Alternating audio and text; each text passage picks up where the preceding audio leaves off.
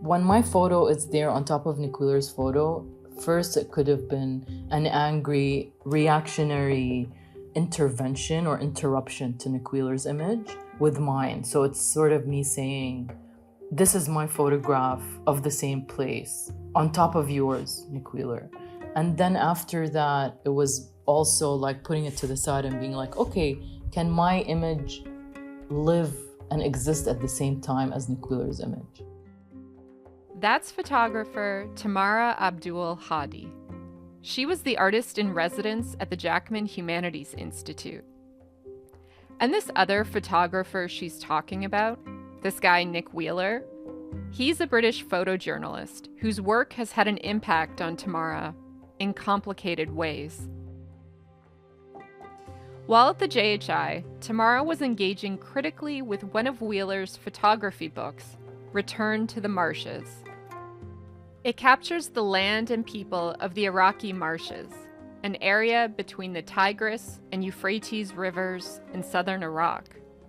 It's home to the Arawi, an indigenous people who have been living in this region for thousands of years.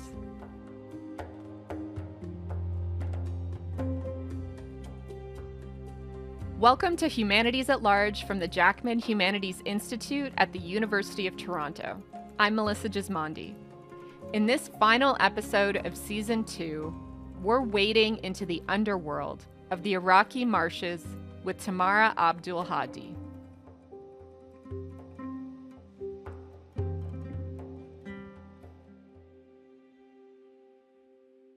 The book Return to the Marshes consists of Wheeler's photographs with text by British journalist Gavin Young. It was published in 1977. A couple decades later, Tamara was a kid growing up in Montreal, and she found herself transported to the marshes through its pages. As a young Iraqi living in the diaspora, this book from my family's home library had a very, very profound effect on me, and I definitely think it affected my visual imagination of this place. I mean, I was fascinated by the photos because they're just very beautiful, and the place, and my dad's stories or my mom's stories about it. And I think that the marshes are a place that a lot of Iraqis had pride in talking about. I think it was a place that a lot of Iraqis looked at as a very beautiful place where people live, by the land, with the land, in a way that is very traditional, and they build their houses from reeds. They fish. They herd buffalo. So it's a place that's different from other parts of Iraq. My parents grew up in Baghdad, which is a city. They'd heard of the marshes growing up, and my dad visited them actually the same year that this book came out, which was 1977, as a young architect. I understand there's a photograph of your father standing in the marshes, which is part of your project and exhibition that you've been working on at the JHI about the return to the marshes.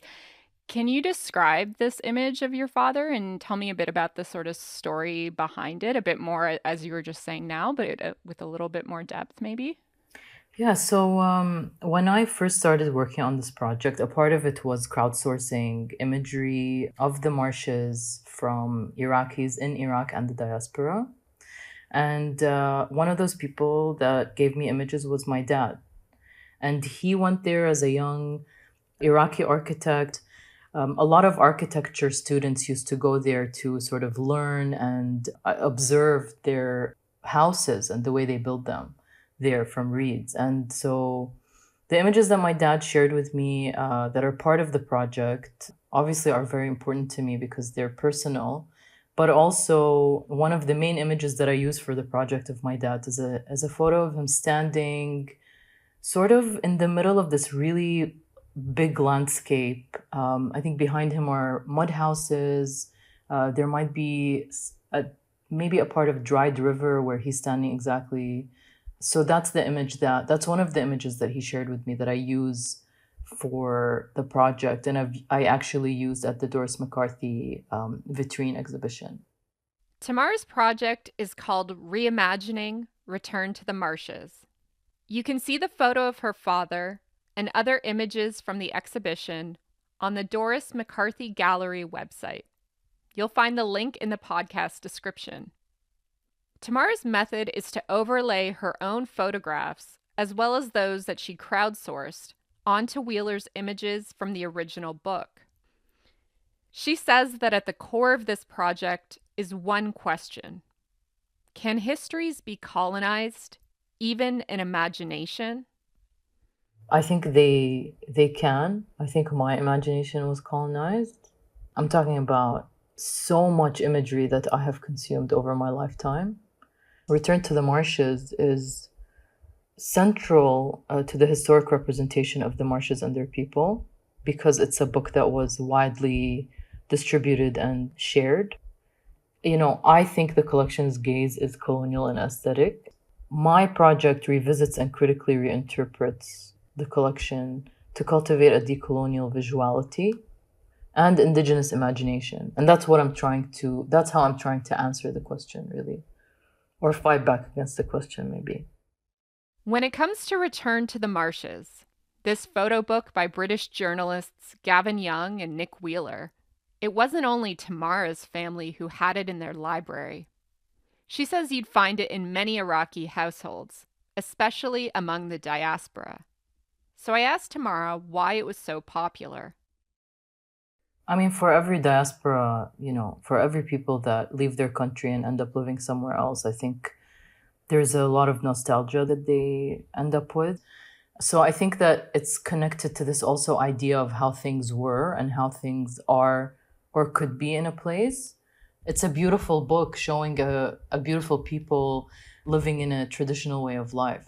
And I think especially in the 80s, 90s, and forward, I think a lot of the imperial wars that ended up happening in Iraq sort of gave way to this feeling of loss of a place, and a place that ended up being wounded and hurt and struggling. And so when people from outside think back to these places, I think looking at a book like that makes them feel a sense of pride about a place that was beautiful.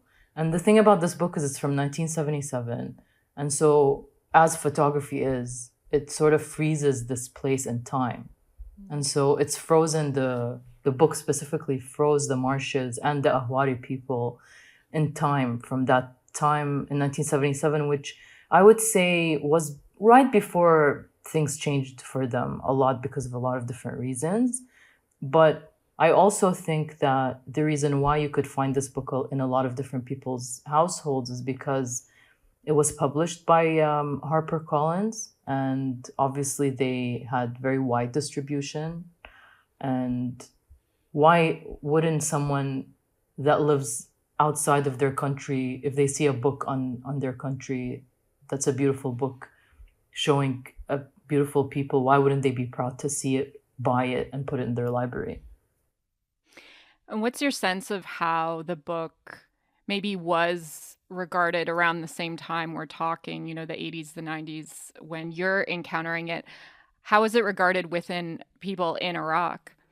I think similarly, when I first went to the Marshes in 2018, I met Jassim al-Asadi, and I met him at Nature Iraq, the NGO that is based in the Marshes, and he actually brought the book to me to show it to me.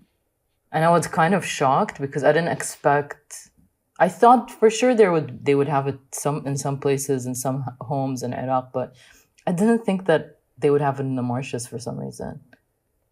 What do you mean for some reason? Like you thought maybe they would have a different relationship to the book than someone in Baghdad or another part of the country? Yeah, I mean, sometimes, when you see a book about a people, you don't necessarily think those people would have the book. I don't know. It's just, I thought that because of the way that photography has been, photography in a way is like a weapon of imperialism, and it's been used to photograph and observe people and put them in these categorization. Mm-hmm. So the way that photography was, and then still is in some ways, still affects the way that a lot of people see the world.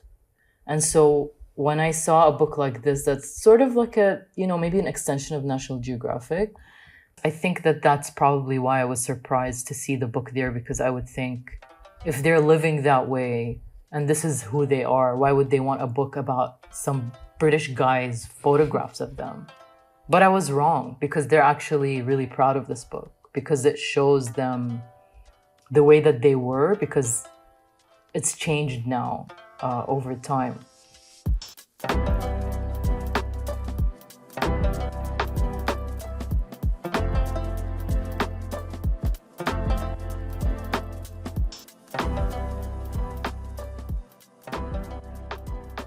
When did you first pick up a camera and start taking pictures of your own?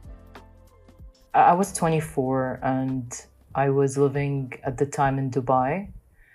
And I was a bit confused about what I wanted to do in life. I think I studied design or graphic design, and I wasn't sure if I wanted to do that. And I always loved photography. And I think it was just really by chance. I had met someone who said that they were selling their film camera, and I said, you know what, I'll buy it.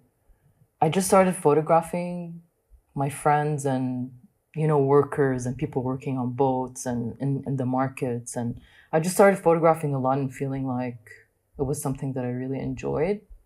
Photography for me is about curiosity, it's about discovery, and it's also about, it's discovering myself more than anything else.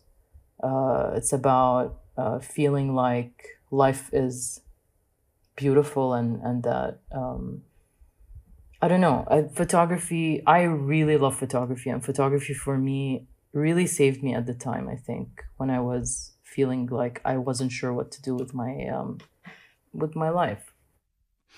At that time, did you ever think back to this, important, significant photo book that your parents had that you looked at as a kid? So actually, there's two books that I grew up really obsessed with and really loved. They're both photo books. The other one is by an Iraqi photographer called Nadam Ramzi. And the book is called Iraq, the Land and the People.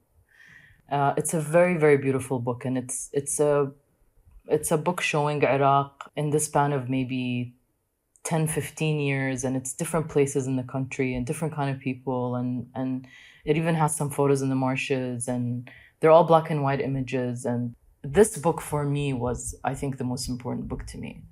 The Marshes book is very important too, because it made me think about this place and imagine it. But then when I compare them, I start thinking about how I was imagining the marshes from Nick Wheeler's eyes, and I was imagining Iraq from Nadam Ramzi's eyes, and I started seeing them a bit differently later. For much of your career, your focus has been on marginalized groups, people who sort of live in the underworld of societies. You've photographed asylum seekers in Tel Aviv, undocumented workers in Montreal, and barbershops in Gaza. What do you think it is about these sort of underground stories that you find compelling as an artist? Well, I'll tell you, my work in, sort of decolonial and anti-colonial visuality that I work on now stems in part from my 15 years of work as a photojournalist in Southwest Asia and North Africa. And during that time, I lived and worked across the region in Lebanon, Palestine, Iraq, Egypt, the UAE, Kuwait, Tunisia. And at the time, I produced photographic features for mainstream Western news outlets like the New York Times and the Washington Post. And I learned firsthand at that time how my images were being used to support and perpetuate sometimes Orientalist visions of the region and its people. And so I think the use of my work in this manner started making me think more about countering this visual violence. And I started working on my own projects. And for me, it's about learning things. And if I want to photograph African asylum seekers in Tel Aviv, it's because I want to know, who are these asylum seekers? Why are they there? How did they end up there? What are their days like?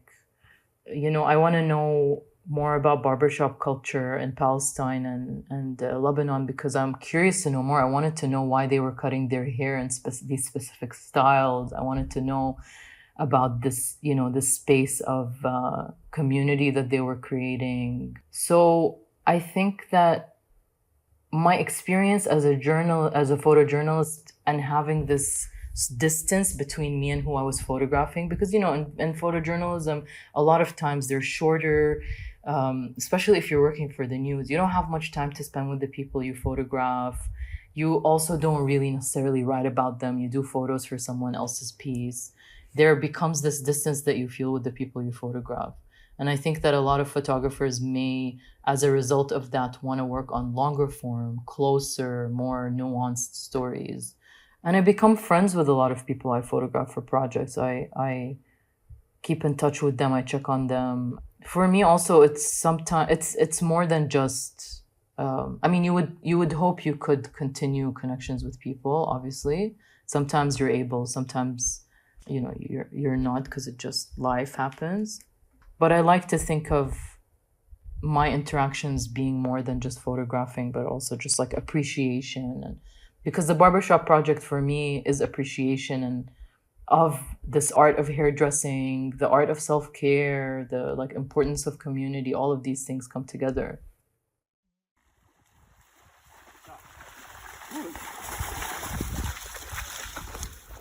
In 2018, you visited the Iraqi Marshes for the first time. Can you take me back to the moment when you first arrived? Sort of paint a picture for me of what you saw, what you heard, what you smelled, what it was like to be there.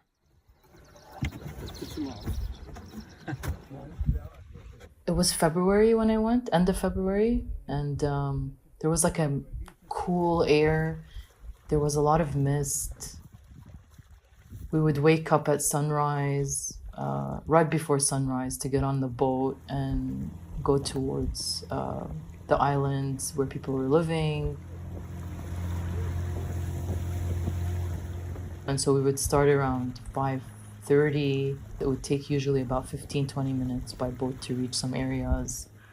And I just start meeting people and getting to know them and photographing them and having lunch with them and having breakfast with them. And one night we even slept over in one of the modifs, which is a guest house.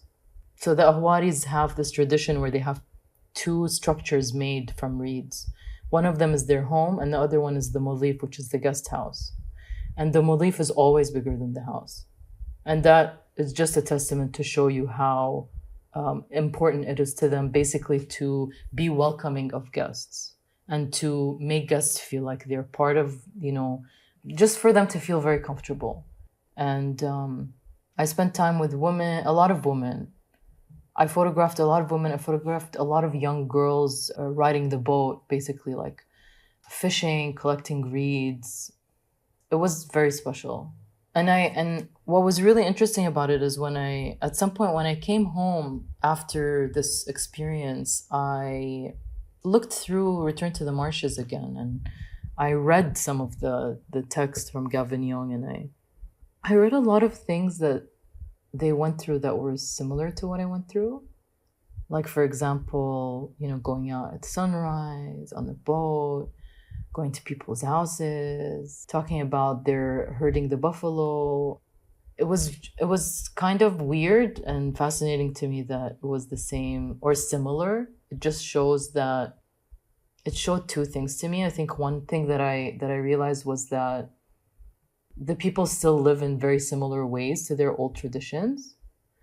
And the second thing I realized also was like, how different am I from Nick Wheeler as a photographer that had an experience with the people that I'd never met before? Because yes, I am an Iraqi, but I'm also a diasporic Iraqi and someone who doesn't live in the marshes.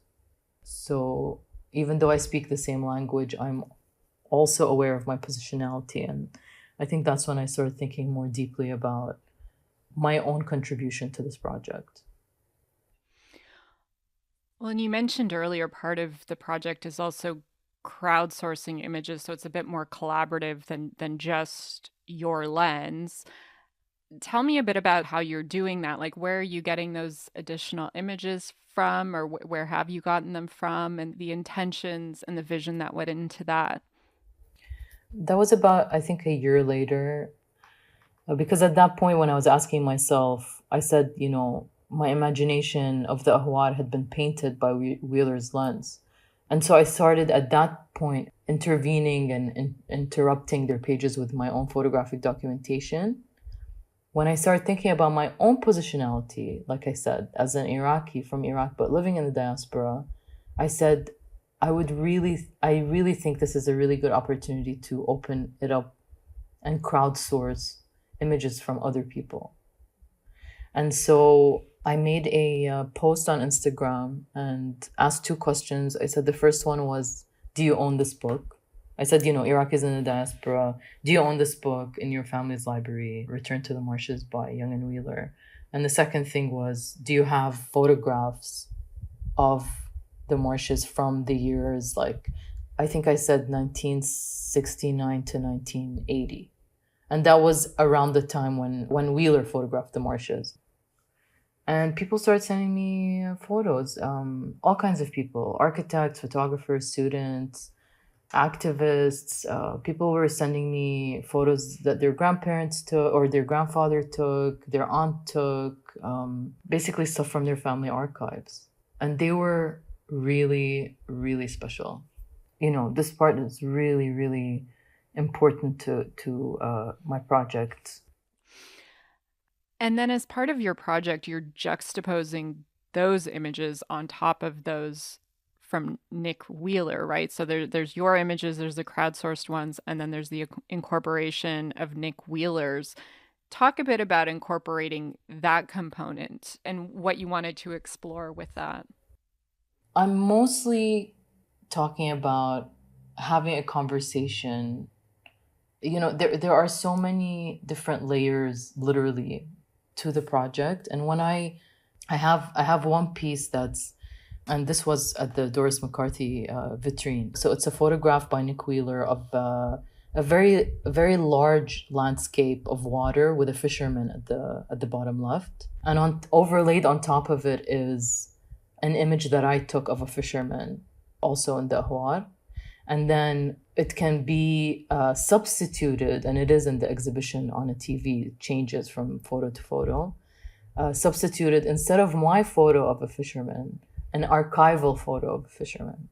So the idea for this piece is for these three fishermen to exist at the same time.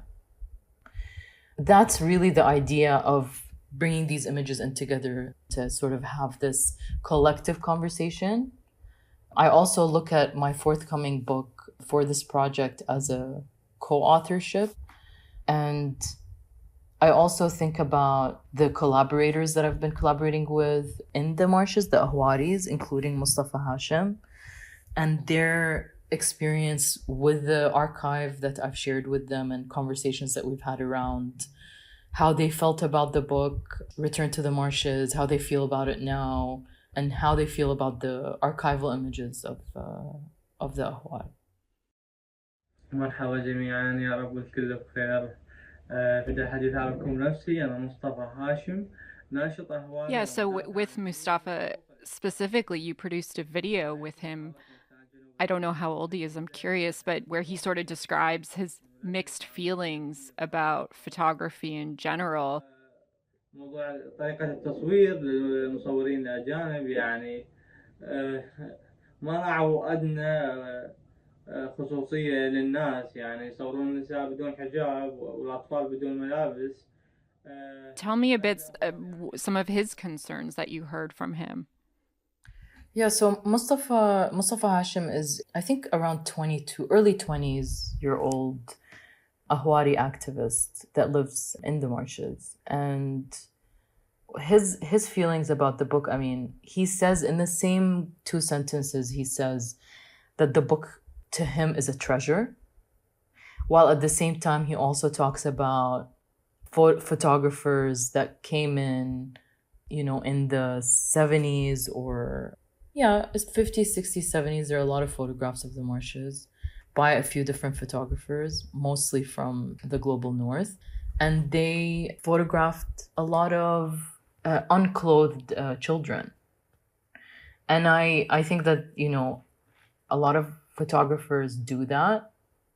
I'm sure that I don't have to ask you to imagine too hard and you'll remember an image of a naked, hungry African child in National Geographic.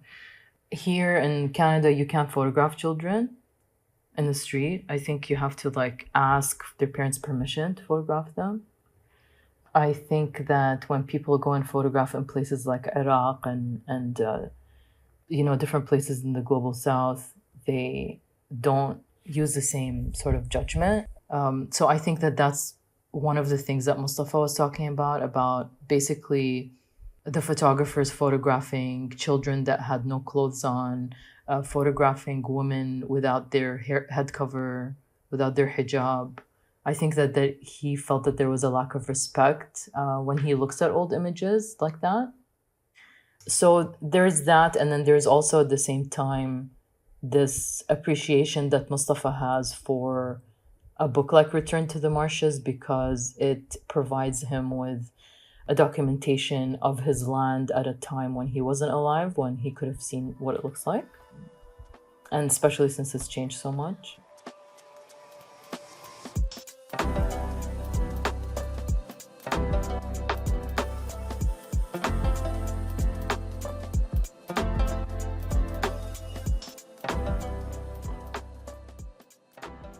I'm curious if you've connected with Nick Wheeler at all, like if he knows about the project, if you've had any contact with him about it. Yes, that's actually a really great question because I have. So I think it was 2022 when I got in touch with Nick on his website. And I think he might be 87 now. So I contacted him by email. I waited and I was nervous. And then he actually wrote me back and I was like, oh my God, do you want to have a Zoom meeting? When I first met Nick on Zoom, and I was so excited to learn, just talk to him and learn more about his experience and just get some, so when I first contacted him, I was this young fan. Obviously, I had seen these images for so many years and I'm talking to the maker of them. So I had this first, oh my God, I can't believe I'm talking to Nick Wheeler. But then so in the beginning of our conversation, I started asking him a bunch of questions and he's like, Tamara, I'll answer your questions. But he's like, but first, tell me about the marshes. He wanted to know what they were like now. He hasn't been there since 1977. So our first meeting was me basically showing him my images, telling him about my experience, and it was a very interesting conversation. And I told him this idea of me wanting to reckon with my positionality as a photographer, and I asked him about his experience as a photographer going from wherever he lived to the marshes for just a few days or a week, and then taking photos and leaving, and how he felt about that. And for him it was a job. But one that he recalled, very warmly because the place was beautiful. And what's crazy also is that I told him how popular his book is to Iraqis. And he said, nobody's ever tried to get in touch with me about it. Because when I told people that I talked to him, they were like, he's still alive? And I think it's because Gavin Young was much older than Nick Wheeler. Nick Wheeler was, I think, in his 20s when they did the photographs. And I think Gavin Young was probably in his 50s. So Gavin Young died a while ago. And so people just assumed. And I recently, a few months ago, sent some of the images that I've made to Nick Wheeler, the ones where I overlay Nick Wheeler's image in the book with my own photography. And I sent them to him for the first time, just to basically share them with him and also get his consent for doing it. I had no idea what he was gonna say, but he said, "Looks great. You have my consent." So, as you were saying earlier, the marshes and the Arawi people who live there, there's been a lot of changes over the past 50 years. The region's really been affected by climate change, pollution, government policies, and war. Can you talk a bit about sort of the current threats that are facing the marshes and the Awari people as well? Yeah, I mean, I think that one of the main issues that changed the marshes and still do is oil.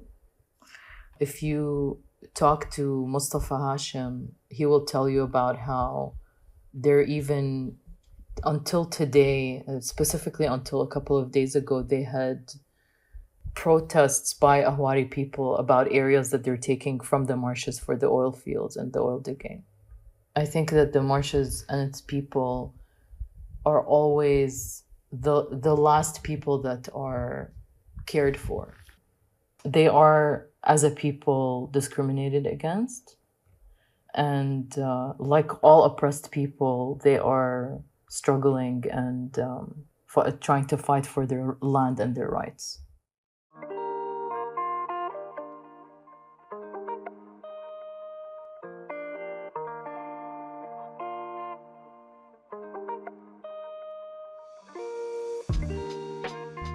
Tamara Abdul Hadi was the artist in residence at the JHI from 2024 to 2025.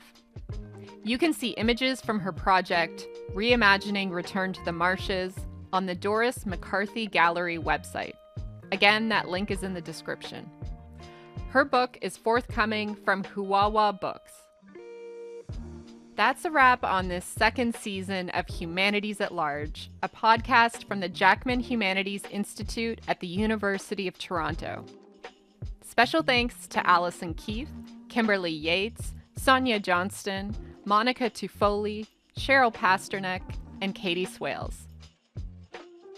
If you've missed any episodes, be sure to check out all my other conversations with brilliant JHI researchers. And don't forget to follow the show. Share your favorite episodes and leave us a rating and review. We'd love to hear from you. I'm Melissa Gismondi. Thanks for listening.